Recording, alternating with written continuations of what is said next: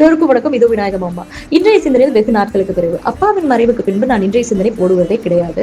அண்ணாவின் பதிவை பார்த்தவுடன் போட்டே ஆகணும் அப்படின்னு நினைச்சேன். யாரா அந்த அண்ணா அப்படின்னு கேட்குறீங்களா? நம்மளோட நடிகர் சௌந்தரராஜா, எம்எஸ்ஆர் என்று அன்பாய் அழைக்கப்படும் நடிகர் சௌந்தரராஜா அவர்களின் ஒரு பதிவை பார்த்தவுடனே நான் போட்டே ஆகணும். அண்ணா போட்டிருந்த விஷயம் என்ன அப்படின்னு பார்த்தீங்கன்னா, ஒரு 3 பிரின்சிபல்ஸ் நம்மளோட லைஃப்ல நமக்கு ஃபாலோ பண்ணிட்டே இருந்தோம் அப்படின்னா கண்டிப்பா முடியாதுன்னு ஒரு விஷயமே கிடையாது. நம்ம லைஃப்ல இருக்கக்கூடிய எல்லா நெகட்டிவ் சென்ஸையும் தூக்கி வெளியே போட்டுட்டு ஒரு பீஸ்ஃபுல்லான பாசிட்டிவான ஒரு லைஃப்பை நம்மளால லீட் பண்ண முடியும் அப்படின்னு அவங்க போட்டிருந்தாங்க. அதுல இருந்த 3 பிரின்சிபல்ஸ் என்ன அப்படின்னா, என்னால் முடியும், நான் எந்த வேலையும் தள்ளி போடாமல் குறித்த நேரத்தில் முடிப்பேன், அதே நம்பிக்கை மற்றும் உற்சாகத்தோடு ஒவ்வொரு நாளும் எனது செயல்களை மன நிறைவோடு செய்வேன். இதுதான் அதுல அவங்க குறிப்பிட்டிருந்த 3 பிரின்சிபல்ஸ். இந்த 3 விதிகளையும் எப்பயுமே நினைச்சு ஒவ்வொரு நாளும் அதை பற்றியே நம் மனதில் ஜெபித்து கொண்டு வரும்போது நிச்சயமா நீங்க ஜெயிப்பீங்க அப்படின்னு அவங்க போட்டிருந்தாங்க.